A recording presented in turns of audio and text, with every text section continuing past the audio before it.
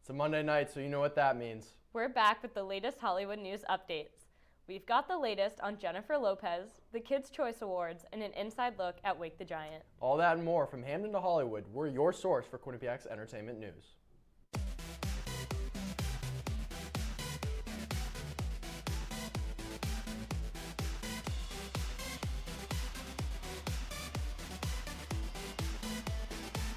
From Hamden to Hollywood, we are your source for Quinnipiac's entertainment news. Welcome back to #that. I'm Ethan Logue. And I'm Heather Owen. Let's dive into some new Hollywood scoop.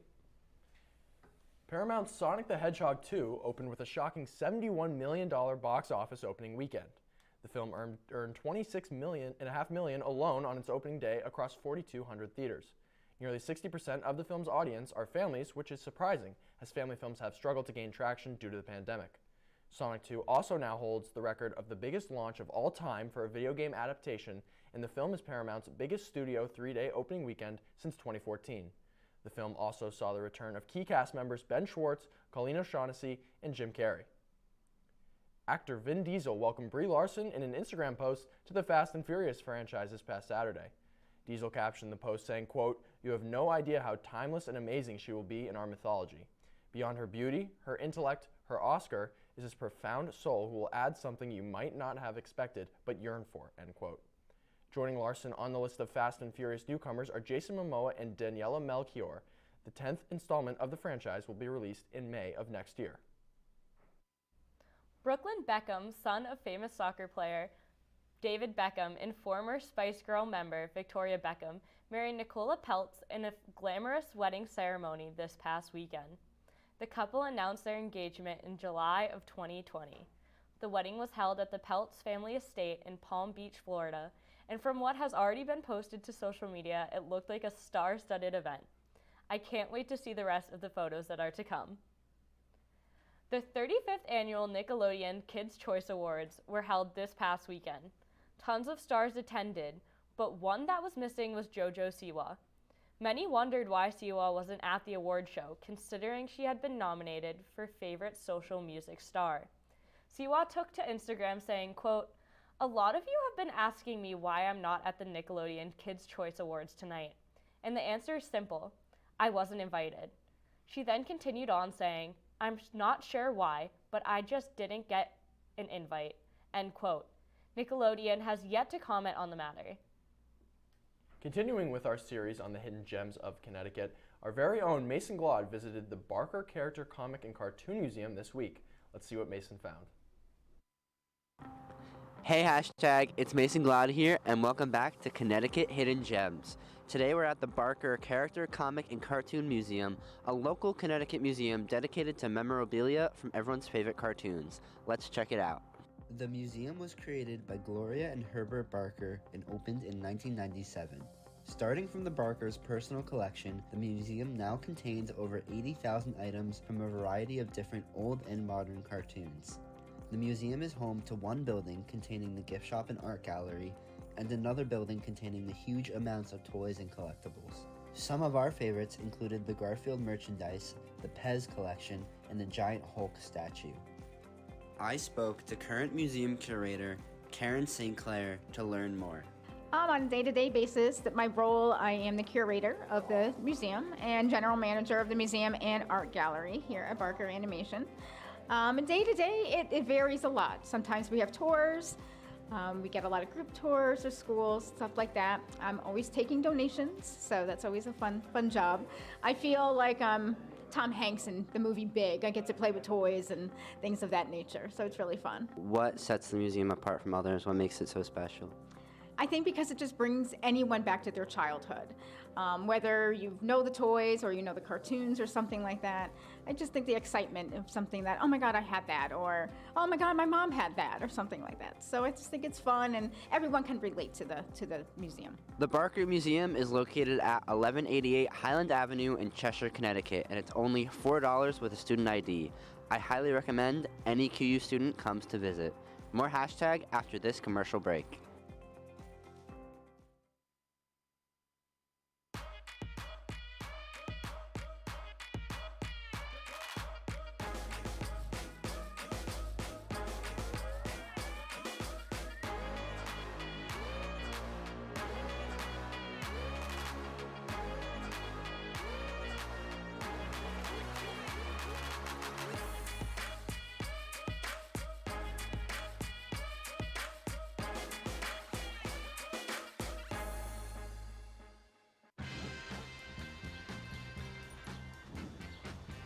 When we adopt a shelter pet, we discover they're a unique mix of all kinds of things. Come on, Jules, spot me on this last one. There it is.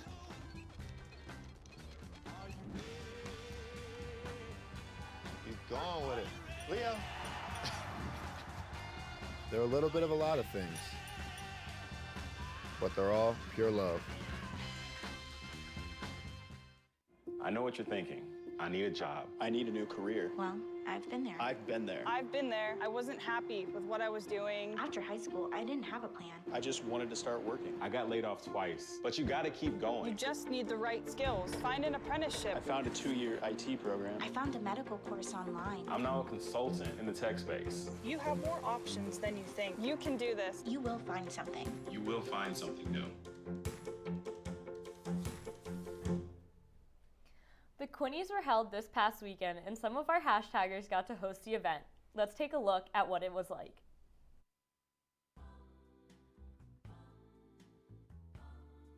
Hi, hashtag. Now I'm here filming this package about me, Julia, and other Julia hosting the Quinnies, which I'm really excited about. We worked on a script last night and we figured out what we're all wearing. Can't wait to show you what we've been doing. So for our outfits, we all decided to wear black because we wanted to be somewhat cohesive. So these are my 2 black dresses that I was thinking about wearing. It's one of these. I'm not sure which one yet. So this is our script. Me, Julia, and Julia worked on this last night just to wrap up any loose ends that we might have. We're reviewing our script together that we wrote, and that's it. The Quinnies have 5 categories this year: directing, cinematography, editing, story, and best picture. Hi, Casey. We're the first ones here. This is where we're gonna stand in front of everyone. Yeah. Do we read all? You can say that at the top of every frame. So before we watch all. Okay, great. So it's okay. Yeah. Yay, it's the Quinnies. If you're seeing this after the Quinnies, me and Julie Schnarr endorse this message that if you didn't see the Quinnies this year, see you next year. Kuz, how do you feel about hosting the Quinnies? So good. So Phenomenal. good. Are you excited about who's gonna win? Yes. Do you have any predictions? I've seen the films. They're great. Everyone did such a great job, and I'm excited. We're about to start the show.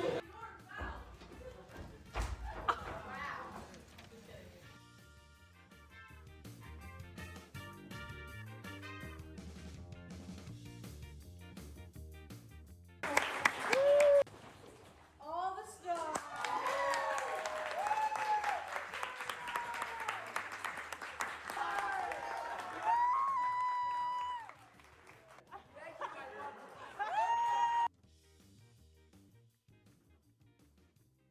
We're done. We're done. We just finished the show. Yay! Joining us live in studio is the chairman of QBSN, Ross Meglin, making his entertainment debut. A lot has been going on in Hollywood, so Ross, what do you have for us tonight? Yeah, you got that right, Ethan. Thank you very much. Well, it might not be new news, but it's big news in the aftermath of the Will Smith and Chris Rock scene at the Oscars. Will Smith has been banned from the Oscars for 10 years. This punishment was issued out Friday by the Board of Governors of the Academy in Motion Picture Arts and Sciences following a virtual meeting that lasted more than 2 hours. In a statement from the Academy, they said the award show was, quote, overshadowed by the unacceptable and harmful behavior of Smith, end quote. Smith also resigned before being banned. Both prohibit him from voting on awards. However, Smith can still be nominated and win Oscars. He just can't be in attendance to accept it. Bennifer is back in the headlines. This past weekend, Jennifer Lopez posted a message on Twitter telling people to go to onthejlo.com for a major announcement. That announcement, J-Lo and Ben Affleck are now engaged again. The couple has reached this plateau for the second time. Jen and Ben got engaged in November of 2002, which ended in 2004 because the media attention got the best of them. Fast forward to 2022, the couple is back together. In 2008, Affleck said they were too accessible for the first engagement, so we will see if round 2 is different for Ben and Jen. Finally, if you are a fan of Breaking Bad, you are more than likely a fan of Better Call Saul, the prequel to Breaking Bad. The series is set to kick off for the 6th and final season on April 18th, and in a Twitter post on Saturday, the show announced the final season will feature Breaking Bad stars Walter White and Jesse Pinkman. It's been a question since Better Call Saul began if we would see Walt and Jesse, and instead of evading the question, the show is promoting the final season by just saying yes. I'm not even caught up to season 5 yet, so I can't spoil the show even if I wanted to. So I guess we'll have to see what will happen. That's all I got for this week's trending topics. Guys, back to you at the desk. Thanks, Ross. Wake the Giant made its way back to Quinnipiac campus this weekend, and we've got an inside look at how it all went down. Let's check it out. I'm Karina Kamey inside the People's United Center, but there's not going to be any basketball or hockey played today. SPB's Wake the Giant has Sarah Sherman and James Austin Johnson performing in just 1 hour. My name is Zach, and I'm the main stage chair of the Student Programming Board. I had like a budget, right? And then I basically, working off that budget, I talked to production companies, I talked to agents about getting people here, I talked to novelty people to get the t-shirts, all the kind of merch stuff. I talked to security, so I'm kind of like the point person and kind of deciding all the decisions, all of the planning, everything goes through me. Although Zach was the main man making it happen, there were plenty of students working behind the scenes. I want to bring up the people who none of this would be able to happen without. We have our main stage director, Zach, and as well as all of his directors. We have Izzy, Kayla, Julia, Brandon, Carly, get on up here. None of this would be possible without them, so please give them a round of applause. And a special shout out to anyone wearing a blue shirt. You guys do amazing work. Even though Sherman and Johnson weren't the performers students were expecting, the comedians still managed to get a laugh from the crowd. Quinnipiac? What am I saying wrong? What am I saying wrong? Am I close? But I'm a little far. What is it called? Quinnipiac. Quinnipiac.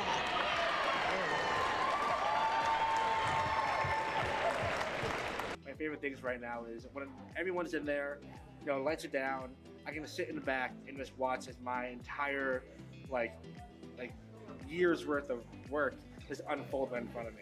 And that is a wrap on Wake the Giant 2022. Despite it all, SPB was able to put on an event that is sure to go down in the history books, or at the very least, the Instagram comments. For Q30 Entertainment, I'm Karina Kamey. I think it's just vapor with flavor. It won't hurt my kid like cigarettes, right? Vaping is safer than smoking, isn't it? There's really not even that much nicotine in them, right? My kid? My kid knows it's dangerous. Get your head out of the cloud. Today, nearly 8,000 kids will start vaping, maybe even yours. Learn about the dangers at talkaboutvaping.org. I don't think that many kids in my son's school even do it. He makes fun of his friend who vapes. He would never try it. She's into soccer. She's on the honor roll. She's just not the type. No way. No way. No way. No way, my kid would never vape. Get your head out of the cloud. Today, nearly 8,000 kids will start vaping, maybe even yours. Learn about the dangers at talkaboutvaping.org. Type 2 diabetes can have a big impact on your life, but how can it be prevented? Well, the first step is knowing if you have prediabetes, a serious medical condition that puts you at high risk for type 2 diabetes. 1 in 3 American adults has prediabetes, but more than 80% don't know they have it. The good news is, prediabetes can be reversed, and for many people, healthy changes in their daily routine can make a big difference. Take the 1-minute risk test today at doihaveprediabetes.org. Welcome back to #that. Joining us live for our Hollywood news update is another member of the Q30 Sports Department making his entertainment debut. Ryan Coop, what do you have? What do you have for us, Ryan?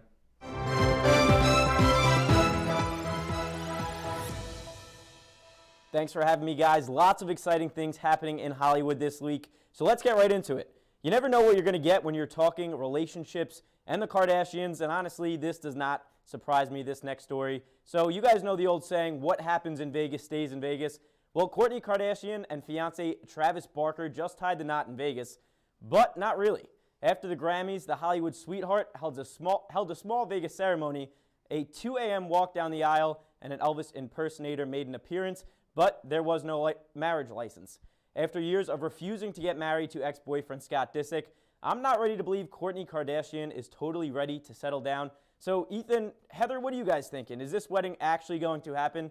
And are you expecting to see anything from the Kardashian and Barker clan on their special day? So Ryan, eventually I do think this wedding will happen. Kind of like what Ryan just mentioned, though. Kourtney's kind of, hesitant on that kind of stuff, so it's all going to depend on when she's ready. So obviously that kind of comes down to them. As for kind of what we should expect from the wedding if it happens, it's obviously going to be huge, lavish, expensive stuff. I mean, it's the Kardashians. If there's one thing I know about them, they have more money than I do, so they can definitely afford to go all out. I have to agree with that, and same here. They definitely have more money than I do. I think Kim is going to push for the wedding to be aired on the show, but I think Kourtney's going to fight against it. I think she wants something smaller. Maybe some pushback? I think she's going to have some pushback. I think she might go a little bit smaller of the wedding than we've seen with the other Kardashians, but I could be wrong. But I think this relationship is different than the one that she had with Scott, and for that reason, I think this wedding will happen. Yeah, Ryan, what do you think? I mean, I would be a little bit upset to see Kourtney Kardashian tie the knot with someone else after making Scott Disick wait so long. Nothing against the Blink-182 drummer Travis, but maybe the band will make an appearance at the wedding if it ever happens. But speaking of Kardashian relationships, Kanye West, known better now as Ye, was nominated for 13 Billboard Music Awards this year. He's tied for the third most nominations this year, along with Justin Bieber and Olivia Rodrigo. The Weeknd notched the top spot for a number of nominations with 17, and Doja Cat took the top female spot with 14. I'll be tuned in on May 15th to see Olivia Rodrigo take home all those awards, since she's my prediction for the biggest winner of the night. But Heather, Ethan, who do you guys have taken home the most hardware? And do we think Kanye will be able to go one night without breaking the internet? I have to agree with Ryan. Olivia Rodrigo is 100% taking home the most awards. If I was voting, I'd give them all to her. That album was my album of the summer, and yes, she needs all the awards for it. And for Kanye, or Ye, I mean, something's gonna happen. Oh, there's 100%. not a chance 100%. that nothing's gonna happen. There's no way he goes to an event like the Billboards and doesn't walk away, with all the recognition, all the headlines, all that. But I agree with you. I think Olivia Rodrigo is going to bring home most of the awards. Whenever I hear of the Billboards, I usually tend to think of the person who's kind of the most popular or the most trendy at the time. And the Usually brings newest. home- She yeah, is the newest. And the newest. That's a good point. Brings home the most hardware. But Ryan, I mean, we got to get your opinion on this. What do you think? So all I'm hoping is that she doesn't break any trophies like she did when she won a few Grammys a couple weeks ago. But I'm excited to see Kanye at this event. It will be like the first time we see him in the public eye since he went to the Super Bowl and basically wasted sitting that close to the field because he had a mask on the whole time where he could hardly see the game. But hopefully he's got good vision and doesn't trip or anything or cut off Taylor Swift or Olivia Rodrigo when they win any awards. But speaking of some of the top names in music right now, did you guys hear that song by Jack Harlow? Because he took Fergie's song Glamorous and gave it new life with his song First Class. And as you can imagine, this song took over Twitter. It had everyone talking about it. And yes, of course, it only took about an hour before it was already a TikTok trend. The song serves as a preview for Harlow's upcoming album, his second album titled Come Home, The Kids Miss You. Now, guys, I want to hear your opinion on the song. Do you think it's setting the tone for what we could expect to see from the new album? I definitely think it's setting the tone. I gotta be honest though. I'm not a fan of the new song. I know we kind of listened to it beforehand. Yeah, I like Jack Harlow, but the original Glamorous by Fergie is definitely better, more iconic. I just didn't like it. I'm sorry. I have to agree. I definitely think the original version is better, but I didn't mind it. I like Jack Harlow. I do too. I hadn't heard the song. We both listened to it before the show started because we hadn't heard it. I hadn't heard it before, but I don't know. I mean, maybe it's because I love the original so much that I do like the new one, but I agree that the original is better. Of course, it became a TikTok trend instantly. I mean, everything. Ryan, what about you? Are you a big fan of this new song by Jack Harlow? I mean, I'm more Fergalicious. I'm a big Fergie guy, not so much Jack Harlow. But, it was nice to see it revamp and give new life to Fergie's song. But that's all the time I have. This is it for this week's Hollywood News. Back to you guys at the desk. Thank you so much, Ryan. We'll be back after this commercial break. Maybe you can make retirement happen. After all, you made home ownership happen. Homeschooling yourself on loans, beefing up your credit score. So I'm pre-approved. You were like, yes! Sorry. Color coding listings, ticking boxes, and flushing every toilet in a 20-mile radius. Home sweet home. You aced house hunting. Now get the tips you need to get on track at aceyourretirement.org. Honey, what I think you need is a socket wrench. I played JV basketball. I'm sorry. I don't think it looks right. This is good, and it's all Is good, it, baby. Is it really all good?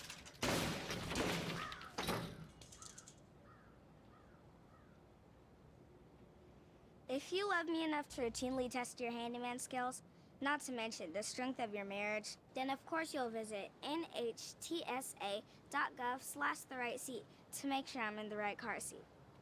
I'm gonna call my dad. Meet the scan, a simple procedure whose mission is to detect lung cancer early.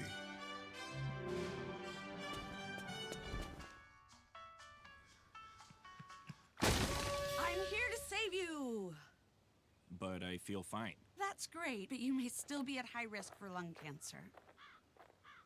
Oh man, that's a new fence. If you smoke, early detection could save your life. Learn more at savedbythescan.org. Quinnipiac and Q30 Entertainment alumni Ashley Marie has just started her original beauty brand. Manny Galicki got to find out some inside scoop about the line. Let's check it out. Hey hashtag, it's Manny, and this week I'm sitting down to chat with Quinnipiac graduate and Q30 alum Ashley Cotto to discuss her new makeup brand, Narcissus Beauty. We had such a great conversation, so let's go check it out. I graduated from Quinnipiac as a journalism student in May 2021. Wow, it feels like forever ago. I graduated and I got my makeup certification directly after graduating because I wanted to know what my next step would be. And that was a passion of mine, especially after quarantine. So Narcissus Beauty, right? So the original name actually came from the story of Narcissus. So I've always loved Greek mythology. That's been a very interesting story to me for many, many years. So I was like, what is it that is going to make me stand out from everybody else? And what is going to make my product stand out from everybody else's product? I immediately came up with Greek mythology, and I remember that story. I did a lot of research. There were so many different names, and we finally came together with Narcissus Beauty, excuse me.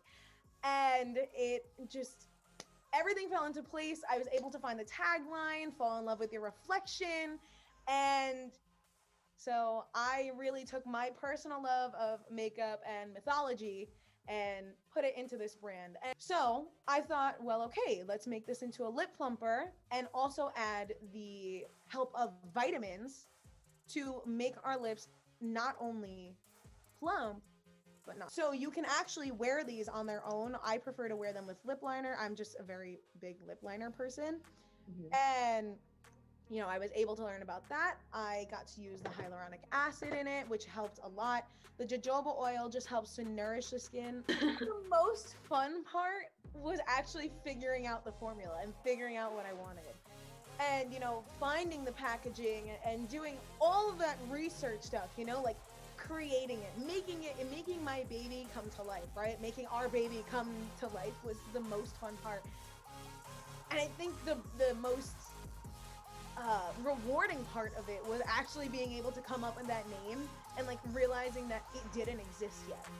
So all of that creation part and setting up the website and making the TikToks and interacting with our followers and growing our following. If you are interested in purchasing the Ambrosia lip polishes, they are $22 a piece and the shipping is calculated at checkout. Now, Heather and I might have gotten a break from debating sports today, but that doesn't mean we have taken a break from debating in general. That's right, Ethan. Today we will be debating our favorite movies and why we think our choice tops the other, as well as characters from both films. Let's get started because I'm ready to win. Oh, I'm sure you are. I guess I'll get it started. Okay. So I gotta be honest, I was between 3 films. My top 3 films are 2 of them are Stephen King films, or based off of books by Stephen King. Stand By Me and The Shawshank Redemption, which turns out you and I both fans of that film. Yes, yes. I went a different route though. I chose a Quentin Tarantino film that I'm a big fan of, and that would be Django Unchained. There's so much to like about this movie. Obviously, I'm coming from a little bias. Maybe I'm more of an action, adventure kind of guy. in a film like Django is, you know, action-packed, to say the least. What route did you take? I went a little bit different. I gotta say my favorite genre of movies has to be comedy. I like something lighthearted and funny that'll make me laugh. So I went with Forrest Gump. All right. I feel like It's a respectable pick. It's a timeless pick. Fair. Okay. You can watch it time and time again. And if you really think about it, I mean, you like action. It's got a little bit of action. Okay, so there is one thing I may say that Forrest Gump might have the edge on Django Unchained, the main character. Forrest Gump is obviously a timeless character, a famous, historic. Tom Hanks kills it in that role. Jamie Foxx kills it nonetheless. I don't want to discredit him at all, but when you look at the cast, I mean, the characters in Django Unchained compared to Forrest Gump, it's a blowout. It's a blowout. It goes to Django Unchained by far. I mean, you got Christoph Waltz playing Dr. Schultz, Leonardo DiCaprio, Samuel L. Jackson, Kerry Washington, and then you got some guys making some cameos like Quentin Tarantino, the filmmaker, in a small role, and you even got Jonah Hill. Can you beat that? I don't think you can beat that. I might be able to beat that I don't because, think so. unlike Django Unchained, Forrest Gump was nominated for 13 Academy Awards and ended up winning 6 Oscars. But we're not talking about Including- Oscars. We're doing a 1v1. We're doing which movie Well- is better. If you just look at accolades, maybe, but like it's our opinion. You got to beat me with opinion, not facts. Ethan, you know, Forrest Gump won the Oscar for Best Picture. If that doesn't prove that it's one of the best movies, I don't know. I'm not saying it's a great movie. It also, I think, a key point you have to bring up, it has the worst character in any movie ever in Jenny. She is the worst. And there's no debating that. She is literally the worst character. I agree. Can you disagree with that? Jenny is not the favorite, but that's not who the story is about. The story is about Forrest. He's lovable. He's but she's funny. like the supporting actress. She's like the second biggest role.